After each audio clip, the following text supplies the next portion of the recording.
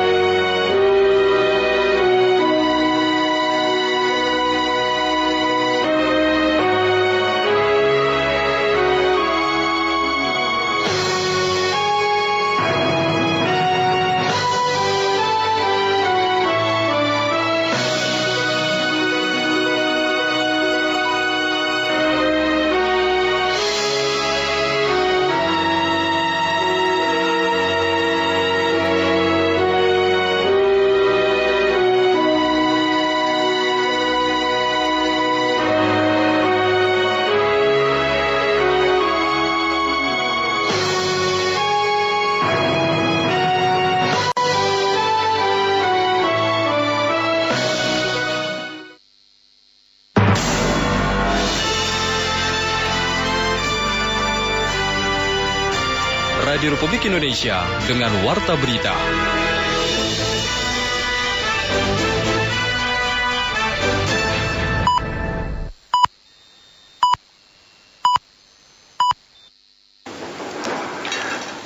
Tepat pukul 7 waktu Indonesia Barat.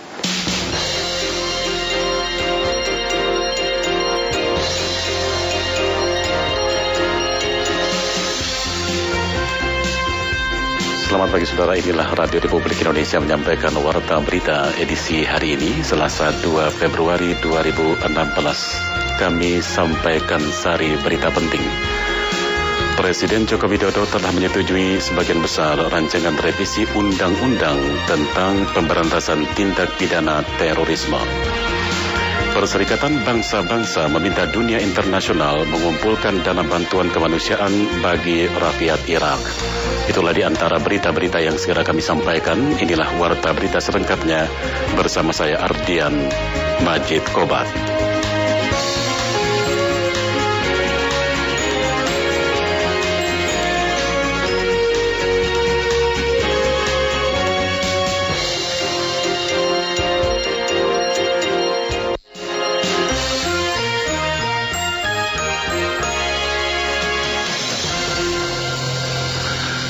Saudara, Presiden Joko Widodo telah menyetujui sebagian besar rancangan revisi Undang-Undang Nomor 15 Tahun 2003 tentang Pemberantasan Tindak Pidana Terorisme. Menteri Koordinator Bidang Politik, Hukum dan Keamanan Luhut Binsar Panjaitan di Jakarta mengemukakan rancangan pasal-pasal yang disetujui antara lain mengenai pencabutan paspor bagi warga negara Indonesia yang tergabung dengan kelompok ISIS. Tim perancang revisi Undang-Undang Anti-Terorisme sudah dibuat dengan sangat hati-hati melalui berbagai masukan termasuk dari pakar hukum pidana dan pakar hukum tata negara. Sementara itu, Sekretaris Kabinet Pramono Anung mengatakan bahwa rancangan undang-undang tentang terorisme telah masuk dalam tahapan finalisasi. Pramono Anung mengatakan pemerintah juga akan menyiapkan naskah akademik mengingat revisi ini merupakan usulan dari pemerintah. Selengkapnya dilaporkan Pradipta Rahadi.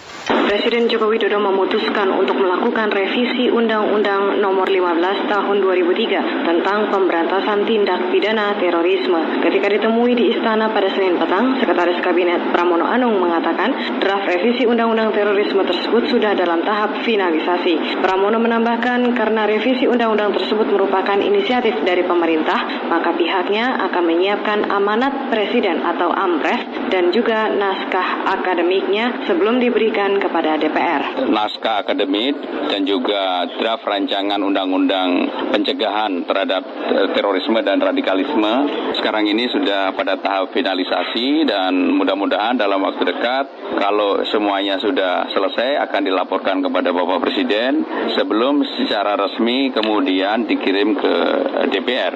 Karena ini menjadi inisiatif pemerintah, tentunya pemerintah akan menyiapkan juga ampres dan juga naskah akademik dan mudah-mudahan DPR bisa menerima usulan pemerintah karena dengan demikian ini menjadi payung bagi pemerintah untuk melakukan tindakan pencegahan terhadap terorisme dan juga radikalisme. Namun terkait jumlah pasal yang akan direvisi, Sekretaris Kabinet Pramono Anung enggan mengungkapkannya. Menurut Pram, hal itu menjadi kewenangan dari Menteri Hukum dan Hak Asasi Manusia, Yasona Hamonangan Lauli. Wakil Presiden Yusuf Kala mendorong upaya Kementerian Ristek Dikti dan seluruh universitas agar dapat melakukan penelitian di bidang pangan. Sebelumnya, pada bulan September tahun 2015 yang lalu, IPB telah berhasil memanen padi varietas baru di Karawang, Jawa Barat yang menghasilkan padi hingga 9 ton per hektar. Laporan mengenai hal itu disampaikan reporter Rizky Supermana. Wakil Presiden Yusuf Kala kemarin saat pidato di Rapat Kerja Nasional Rakernas tahun 2016 dari Kementerian Riset Teknologi dan Pendidikan Tinggi Kemenristek Dikti di Puspitek Serpong, Banten, menyatakan peran Kemenristek Dikti dan seluruh universitas sangat penting untuk meningkatkan kualitas hidup dan kesejahteraan masyarakat, khususnya dalam pemenuhan pangan nasional. Wapres Yusuf Kala mengakui peran perguruan tinggi penting untuk didorong oleh pemerintah agar terus melakukan inovasi, menciptakan varietas baru dan unggulan pada tanaman dan buah-buahan yang dapat berproduksi berlipat kali untuk menjaga kestabilan ketahanan pangan Indonesia. Wapres mengakui Indonesia hingga kini belum sepenuhnya berdaulat pada ketahanan pangan karena seperti jagung masih diimpor dari Argentina dan sejumlah komoditas pangan lainnya juga masih ada yang dipasok ke dalam negeri dari negara asing. Kita di sini berbicara kemajuan bangsa, kemakmuran. Apa itu kemakmuran? Apa itu kemajuan? Kemajuan selalu timbul dari nilai tambah.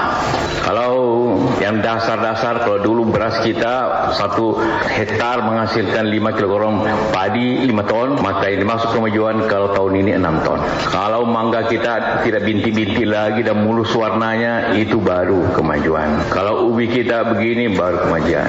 Kalau kita bisa memproduksi mobil dengan baik, sekian, atau apapun, itulah kemajuan. Dari mana asal kemajuan itu? Nilai tambah. Nilai tambah itu dari mana? Dari teknologi. Teknologi dari mana? Dari ilmu. Ilmu dari mana? Dari pendidikan. Itu urutannya sehingga kita mencapai itu. Karena itulah maka kenapa kita menggabungkan Dikti dan Ristek? Karena memang dia sama untuk mendapat riset yang baik. Haruslah dengan pendidikan yang baik. Tapi juga tentu penelitian itu adalah harus memberikan nilai tambah. Memang ilmu itu umumnya terbagi dua, katakanlah terbagi dua besarnya, sosial dengan teknologi. Sebelumnya pada September 2015 lalu, IPB telah berhasil memanen padi varietas baru yaitu 3S di Karawang, Jawa Barat yang menghasilkan padi hingga 9 ton per hektarnya jika dibandingkan varietas biasa hanya 6 ton padi per hektarnya. Panen perdana padi IPB 3S tersebut dilakukan langsung oleh Presiden Joko Widodo dan Menteri Pertanian Andi Amran Sulaiman. Presiden Jokowi yakin Indonesia dapat mempunyai peluang meningkatkan ketahanan pangannya dengan menggunakan varietas padi unggulan serta membangun 6 daerah tumpuan swasembada yaitu Jawa Barat, Jawa Tengah, Jawa Timur, Medan, Sumatera Selatan, dan Sulawesi Selatan. Setelah ini tadi Pak Menteri Pertanian sudah memberikan tugas lagi pada IPB untuk 100.000 hektar langsung 13,4 ngapain dipikir langsung 100.000 hektar.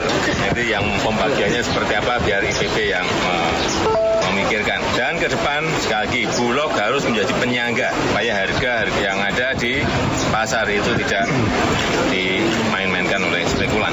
Adapun melalui Rakernas Kemenristek-Dikti yang melibatkan unsur universitas ini dimaksudkan untuk meningkatkan kualitas pembelajaran, reformasi LPTK, peningkatan kualitas SDM, pengembangan pusat unggulan inovasi dan sains teknologi park, peningkatan sarana dan prasarana, dan hilirisasi produk inovasi. Dalam Rakernas Kemenristek-Dikti ini juga diselenggarakan sejumlah pameran teknologi, diantaranya teknologi sepeda listrik dari Universitas 11 Maret, obat suplemen, makanan berbahan tripang dari LIPI, dan pengembangan ikan nila laut dari BPPT.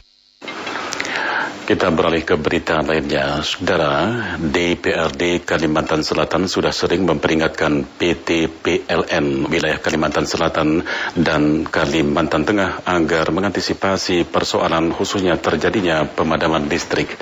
Laporan selengkapnya mengenai hal itu disampaikan Mas Dar Hulaimi. Meskipun pihak PLN wilayah Kalimantan Selatan dan Kalimantan Tengah saat rapat kerja dengar pendapat dengan Komisi 3 DPRD Kalimantan Selatan melontarkan janji atau menjamin sejak awal tahun 2016 tidak ada lagi terjadi pemadaman listrik. Namun hingga kini kenyataannya janji tersebut tidak ditepati, bahkan pemadaman semakin parah. Setiap hari selalu terjadi pemadaman, bahkan sampai 2 atau 3 kali padam. Menanggapi sering terjadinya pemadaman listrik tersebut, Sekretaris Komisi 3 DPRD Kalimantan Selatan Haji Riswandi sangat menyayangkan pemadaman terus terjadi. Komisi 3 kata Riswandi sudah sering memperingatkan PLN wilayah Kalimantan Selatan Tengah agar mengantisipasi persoalan khususnya pemadaman listrik yang kini semakin parah. Ini sebenarnya kita juga sudah mengingatkan PLN mengantisipasi persoalan-persoalan terkait dengan kelistrikan ini. Memang tak objektifnya mereka sudah harus melaksanakan overhaul ya di beberapa pembangkit itu. Kendalanya yang terjadi itu kan kalau alasan mereka yang belum masuknya sistem yang dari Tulang Pisau juga, Moretewe juga. Terutama Moretewe ini kan terkendala di persoalan jaringan sutetnya. Masih ada 11 yang belum bisa diselaksanakan. Tapi apapun jadinya, tentunya PLN harus segera menyelesaikan persoalan ini supaya tidak merugikan kepentingan masyarakat luas. Dalam menyikapi persoalan ini, Komisi 3 kembali akan mengundang pihak PLN wilayah Kalimantan Selatan dan Tengah agar memberikan klarifikasi masalah pemadaman yang terjadi selama ini pada rapat kerja dengar pendapat setelah dijadwalkan oleh Badan Musyawarah DPRD Kalimantan Selatan. Warta berita ini disiarkan oleh Radio Republik Indonesia.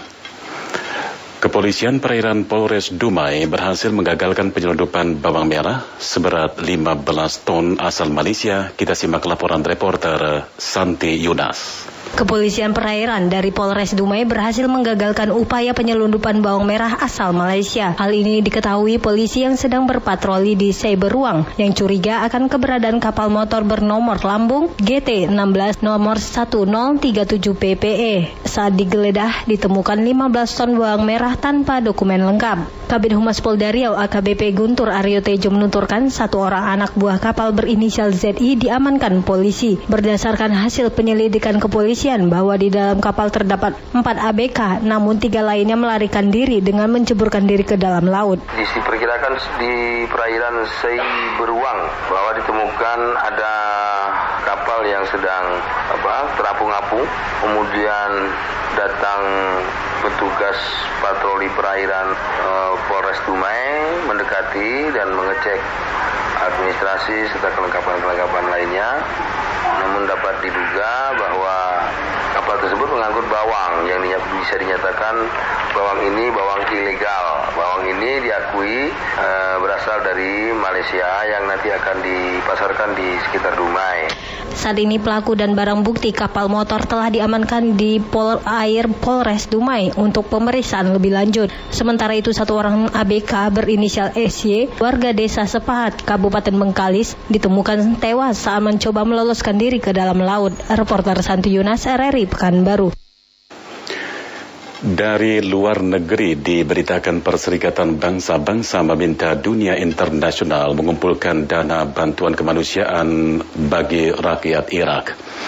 Koordinator Kemanusiaan Perserikatan Bangsa-Bangsa untuk Irak, Elise Grande, di Baghdad menjelaskan dana bantuan itu akan digunakan rakyat Irak yang menderita karena perang dan pengungsian serta warga Suriah yang mengungsi di Irak.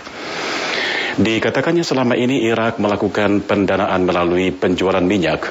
Namun karena harga minyak yang terus turun, pendapatan dari minyak ikut menurun. Akibatnya, pendanaan tidak dapat dilanjutkan oleh Irak.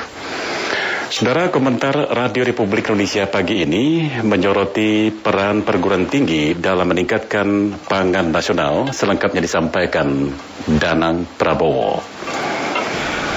Dunia penelitian tidak dapat dilepaskan dari keberadaan perguruan tinggi.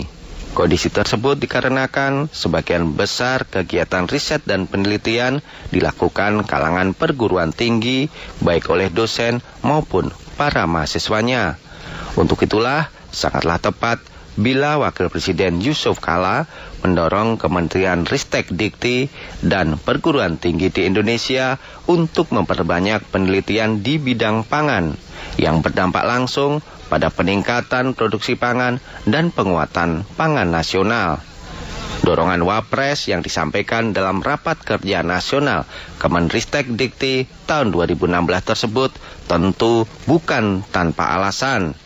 Kondisi bangsa Indonesia yang hingga saat ini masih belum mampu bersuasembada pangan dan tingginya harga sejumlah kebutuhan pokok berkolerasi erat dengan harapan Wakil Presiden.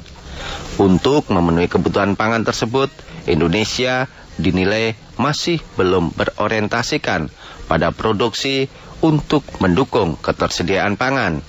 Akibatnya, banyak komoditas pangan yang masih diimpor untuk mencukupi kebutuhan masyarakat. Beras, kedelai, jagung, hingga daging sapi kita masih impor. Kondisi ini tentu tidak dapat terus-menerus diandalkan dalam jangka yang panjang. Oleh karena itu, Indonesia perlu mengatur strategi untuk peningkatan produksi sekaligus dapat memenuhi kebutuhan pangan dari produksi lokal. Ekstensifikasi dan intensifikasi menjadi dua pilihan upaya peningkatan produksi pangan. Ketika ada kecenderungan peralihan fungsi lahan pertanian untuk perumahan dan industri terjadi besar-besaran, terutama di Jawa, intensifikasi menjadi alternatif yang dipilih. Disinilah sumbangsih dunia pendidikan tinggi sangat diharapkan. Melalui penelitian atau riset yang dilakukan perguruan tinggi, diharapkan muncul berbagai alternatif peningkatan produksi pangan. Sejumlah varietas unggul hasil riset perguruan tinggi seperti padi, tebu, jagung, dan kedelai terbukti mampu meningkatkan produksi panen. Namun, dengan berbagai alasan dan pertimbangan, ternyata belum banyak yang diadopsi oleh petani maupun industri pertanian. Penelitian atau riset merupakan salah satu instrumen penting dalam menciptakan inovasi dan mengembangkan teknologi.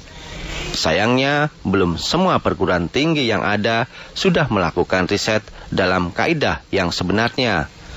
Sebagian besar riset dan penelitian yang dilakukan dosen maupun mahasiswa kebanyakan hanya untuk syarat kelulusan, kenaikan pangkat, dan berhenti pada perpustakaan saja.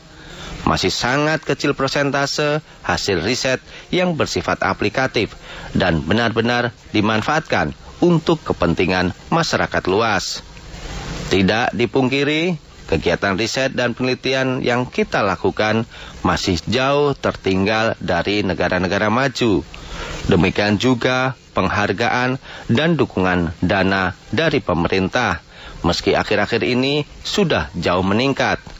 Namun, kita tidak perlu berkecil hati. Keberadaan Kementerian Riset Teknologi dan Pendidikan Tinggi di era pemerintahan Jokowi sekarang ini diharapkan semakin mendekatkan dunia perguruan tinggi dengan riset dan penelitian yang sebenarnya. Perguruan tinggi tidak hanya menjadi menara gading yang mencetak sarjana, tetapi juga semakin banyak melahirkan penelitian-penelitian yang bermanfaat bagi masyarakat luas dan kemajuan bangsa, termasuk meningkatkan ketersediaan pangan bagi masyarakat Indonesia. Demikian komentar, selamat pagi. Sekian Warta Berita Produksi Radio Republik Indonesia.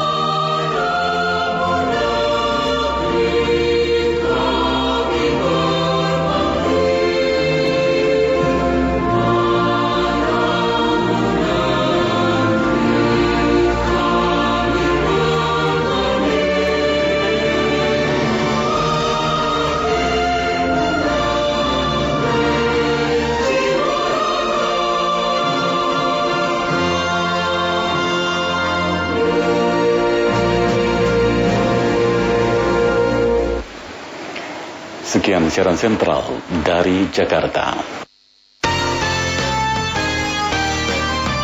Noticia RRI